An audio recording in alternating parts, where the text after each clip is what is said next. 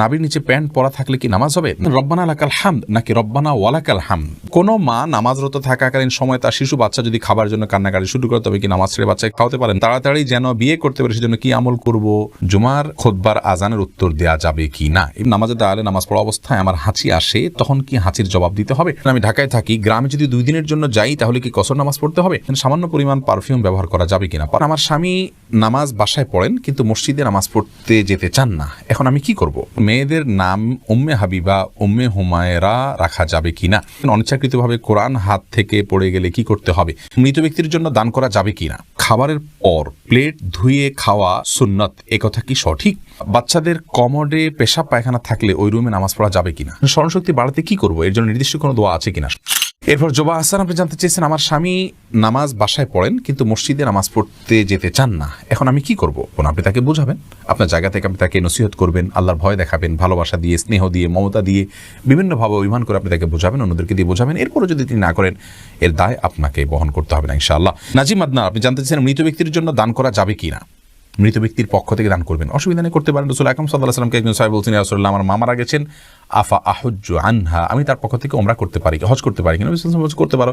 অনেকজন বলছেন, রাসূলুল্লাহ, আমার মায়ের পক্ষ থেকে আমি একটা কূপ খনন করে দিতে চাই, মানুষ পানি পান করবে, সবটা আমি আল্লাহকে বলবো, আমার মাকে দেওয়ার জন্য দেওয়া যাবে কিনা? নবী সাল্লাল্লাহু আলাইহি ওয়াসাল্লাম বলেছেন অবশ্যই দেওয়া যাবে। তাহলে বোঝা গেল মৃত ব্যক্তির তরফ থেকে দান করা যায়, যে কোনো কিছু আপনি দান করতে পারবেন। গুলশানা আক্তার বোন, আপনি জানতেছেন মেয়েদের নাম উম্মে হাবিবা, উম্মে হুমায়রা রাখা যাবে কিনা?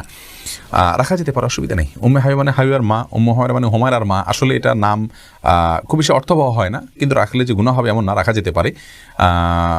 যদি তার মেয়ে থাকে হুমায়রা, তার মেয়ে থাকে হাবিবা, তাহলে সেক্ষেত্রে উম্মে হাবিবা রাখা উচিত। আমাদের দেশে উম্মে হাবিবা, উম্মে কুলসুম, উম্মে অমুক তমুক এইভাবে রাখা হয় অহরহ। তো এটি না রাখা উত্তম, কিন্তু রাখলে যে গুনাহ হবে এমন না, রাখা যেতে পারে, অসুবিধা নেই। এরপরে যে প্রশ্নটি আমি দেখতে পাচ্ছি, ভাই আব্দুল হাই, আপনি প্রশ্ন করেছেন খাবারের পর প্লেট ধুয়ে খাওয়া সুন্নত, একথা কি সঠিক? ভাই আব্দুল হাই, দেখুন, খাবারের পরে প্লেট এটি পরিষ্কার করে খাওয়া সুন্নাত, ধুয়ে খাওয়া সুন্নাহ এটি সঠিক কথা নয়।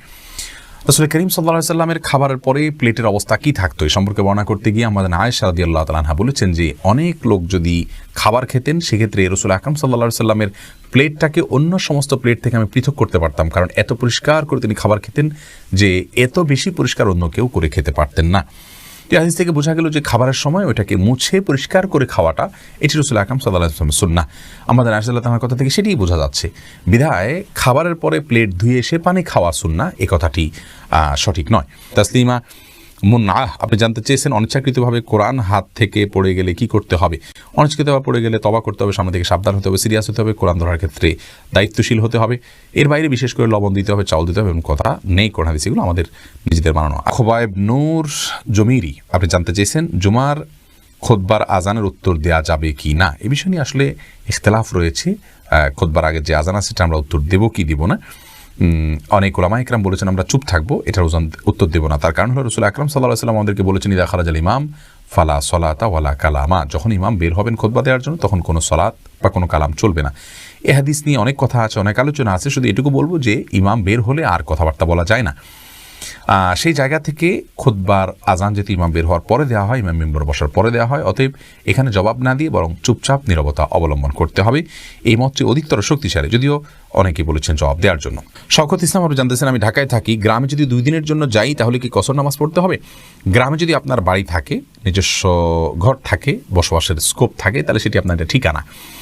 আর আপনার নিজস্ব ঠিকানা একাধিক হতে পারে। ঢাকায় একটা ঠিকানা আছে, গ্রামে আরেকটা ঠিকানা আছে, সেখানে আপনার ঘরবাড়ি আছে, আপনি তালাবদ্ধ করে আছেন, আপনার কক্ষ আছে, সেখানে আপনার রেস্ট ব্যবস্থা আছে, তার মানে আপনার ঠিকানা আছে। এরকম যদি হয় তাহলে সেখানে গিয়ে আপনি কিন্তু সালাত পরিপূর্ণভাবে আদায় করবেন, কারণ সেখানে আপনি মুসাফির নন নিজস্ব বাড়ি থাকলে। আর যদি সেখানে আপনি গেস্টের হিসেবে যান, অন্য কারো বাসায় গিয়ে উঠেন, সেখানে গিয়ে বেড়ান, তাহলে তো আপনি মেহমান, অবশ্যই সেখানে আপনি কসর নামাজ পড়বেন। ফাতিমা ইসলাম, আপনি জানতে চেয়েছেন বাচ্চাদের কমোডে পেশাব পায়খানা থাকলে ওই রুমে নামাজ পড়া যাবে কিনা? কমোডের ভেতরে পেশাব আছে, ঢাকনা দেওয়া আছে, দুর্গন্ধ ছড়াচ্ছে না, কোনো প্রকার অপরিচ্ছন্ন হচ্ছে না পরিবেশ, তাহলে সেক্ষেত্রে ওই রুমে নামাজ পড়া যাবে। কিন্তু যত দ্রুত সম্ভব এটাকে আপনার টয়লেটের কমোডে ফেলে এটাকে ফ্লাশ করে দেওয়া বা ড্রেনে ফেলে দেওয়া, বের করে দেওয়া উত্তম। কারণ যেই ঘরে নাপাক বা অপবিত্রতা থাকে সেখানে রহমতের ফেরেশতা আসে না, সেখানে আপনার দুষ্ট জিনদের আবাসন হয়ে থাকে, তাদের আক্রমণ বেশি হয়ে থাকে, তাদের সেখানে জলচল বেশি হয়ে থাকে। এই জন্য পেশাবকে অ্যাভয়েড করা উচিত। তাছাড়া কবরের আযাবের দুটি প্রধান কারণের ভিতরে একটা হলো যে পেশাব থেকে যারা পবিত্র থাকেন না, এই জন্য কমরে বাচ্চা পেশাব করলে সে পেশাব এর গন্ধ যদি ছড়ায় বা ঢাকনা একটু সরে যেতে পারে বা কিছুটা হলেও তার স্মেল বের হতে পারে, এইসব জায়গা থেকে যত দ্রুত সম্ভব সেটাকে দূর করে ফেলা বা পরিষ্কার করে ফেলা উচিত। কিন্তু যদি কমরে ঢাকনা থাকে এবং দুর্গন্ধ না ছড়ায় তাহলে নামাজ পড়তে অসুবিধা নেই। ইভেন দুর্গন্ধ ছড়ালেও নামাজ পড়লে নামাজ হয়ে যাবে, কিন্তু এটা অবশ্যই অনুচিত এবং নামাজের হক আদায় করে নামাজ পড়া হয় না এভাবে যদি অপরিচ্ছন্ন থাকে বা দুর্গন্ধ আসে। মোহাম্মদ জাফর, আপনি জানতে চাইছেন স্মরণশক্তি বাড়াতে কি করবো, এর জন্য নির্দিষ্ট কোনো দোয়া আছে কিনা? স্মরণশক্তি বাড়ানোর জন্য একটি দোয়া, একটা আমলের কথা, দীর্ঘ একটা নামাজের পরে বিশেষ সূরা, নামাজের মধ্যে বিশেষ সূরা পাঠ করার কথা হাদিসে রয়েছে। সেই হাদিস সনদ নিয়ে অনেক মুহাদ্দিসগণ আপত্তি তুলেছেন। স্মরণশক্তি বাড়ানোর জন্য মৌলিকভাবে আল্লাহর কাছে দোয়া করবেন আর পাপের কাছ থেকে বেঁচে থাকবেন। নিজের বিশেষ করে আজকের যুগে স্মরণশক্তি নষ্ট হওয়ার একটা বড় কারণ হলো সোশ্যাল অ্যাক্টিভিটিস বা আমাদের অনেক কাজের সাথে, জগতের সাথে ইনভলভেশন, এগুলোর কারণে আমাদের স্মৃতিশক্তি কমে যাচ্ছে। এগুলো যত কমিয়ে আনা যায় তত বেশি স্মরণশক্তি ইনশাআল্লাহ বৃদ্ধি পাবে। তাছাড়া আল্লাহর কাছে দোয়া করা যেতে পারে। আজিজ আল আমিন, আপনি জানতে চাইছেন সামান্য পরিমাণ পারফিউম ব্যবহার করা যাবে কিনা? পারফিউমের মধ্যে যে অ্যালকোহলটা থাকে আমরা বলেছি এই অ্যালকোহল ব্যবহার করলে এটি ব্যবহার করা নাপাক হবে না, এটাই হলো বিশুদ্ধতম মত এবং অ্যারাবিক স্কলারদের বেশিরভাগ মতে এটি, এবং এই মতটা অধিকতর যুক্তিসঙ্গত হওয়ার অনেক কারণের ভিতরে একটা হলো এখানে যে কেমিক্যালটা ইউজ করে, একটা হলো বাষ্প হয়ে চলে যায়, দ্বিতীয়ত হলো যে এটি খাবারের যে অ্যালকোহল সেটি নয়, বরং এটি এক ধরনের অ্যালকোহল, এক ধরনের কেমিক্যাল জাতীয়। তো যার কারণে এটিকে ওলামা ইকরাম জায়েজ বলেছেন। আর এই ব্যাখ্যা আমার নয়, এই ব্যাখ্যা সৌদি আরবের সর্বোচ্চ ওলামা পরিষদের অনেক সদস্যদের এবং শেখ মোহাম্মদ আল উসাইমিন, মোহাম্মদ সাল্লাহ আল মুনাজ্জিদ হাফিজাহুল্লাহর আরও অনেক ওলামা ইকরামের। এরপরে আমি যে প্রশ্ন দিয়েছি এনবি শিল্পী, আপনি জানতে চেয়েছেন নামাজের দাঁড়ালে নামাজ পড়া অবস্থায় আমার হাঁচি আসে, তখন কি হাঁচির জবাব দিতে হবে? না, নামাজের মধ্যে হাঁচি আসলে হাঁচি জবাব দিবেন না, এমনি ইগনোর করে চলে যাবে। এমনি জাকারিয়া জানতেছেন তাড়াতাড়ি যেন বিয়ে করতে পারে সেজন্য কি আমল করব? আমল হলো বেশি বেশি করে হালাল উপার্জনের চেষ্টা করবেন, সকালে ভোরে বের হয়ে যাবেন, পরিশ্রম করবেন, কোনো কাজকে ছোট মনে করবেন না, সিরিয়াসনেসের সাথে কাজ করবেন, খুব ভালো করে কাজ করবেন, দুনিয়াকে ভালো করে উপার্জন করবেন, বিবাহের প্রয়োজনে অর্থ সংগ্রহ করবেন, আল্লাহর কাছে দোয়া করবেন, সূরা ফুরকান আয়াত নম্বর ৭৪ বেশি বেশি পড়বেন, মা বাবাকে বোঝাবেন, সাধারণভাবে আল্লাহর কাছে নামাজের পরে বিভিন্ন দোয়া কবুলের সময়গুলোতে হাত তুলে বা বিভিন্নভাবে আল্লাহর কাছে দোয়া করবেন যেন আল্লাহ তাআলা আপনার মনোবাসনা পূরণ করে এবং আপনার প্রয়োজন মিটিয়ে দেন ইনশাআল্লাহ বিদিনিল্লাহ। হেলালউদ্দিন জানতেছেন কোনো মা নামাজরত থাকাকালীন সময় তার শিশু বাচ্চা যদি খাবার জন্য কান্নাকাটি শুরু করে তবে কি নামাজ ছেড়ে বাচ্চাকে খাওয়াতে পারেন? না, ফরজ নামাজ হলে অবশ্যই নামাজ শেষ করে তারপরে পড়া খাওয়াবেন। নফল নামাজ হলে যদি বাচ্চাকে না ধরতে যান, না খাবার দিতে যান, বাচ্চার অসুবিধা হতে পারে, তাহলে সেক্ষেত্রে আপনি নামাজ ভাঙতে পারেন। অন্যথা আপনি নামাজকে খুব দ্রুত শেষ করে তারপরে বাচ্চাকে খাবার দিবেন। বাচ্চার কান্না না দেওয়ার কারণে নামাজকে দ্রুত শেষ করা এটি রাসূল আকরাম সাল্লাল্লাহু আলাইহি ওয়াসাল্লাম থেকে প্রমাণিত। তিনি নিজে কিন্তু নামাজকে একবার সংক্ষিপ্ত করেছেন, দ্রুত শেষ করেছেন যখন বাচ্চার কান্না আওয়াজ তিনি শুনতে পেয়েছেন।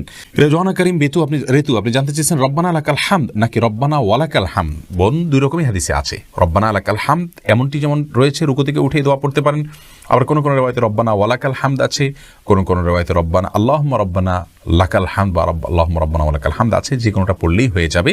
কাসরাতুল মাবানি তাদুল্লু আলা কাসরাতিল মাআনি, আরবিতে একটি কথা আছে যে শব্দ বেশি হলে তার মর্ম নিশ্চয় বেশি হয়।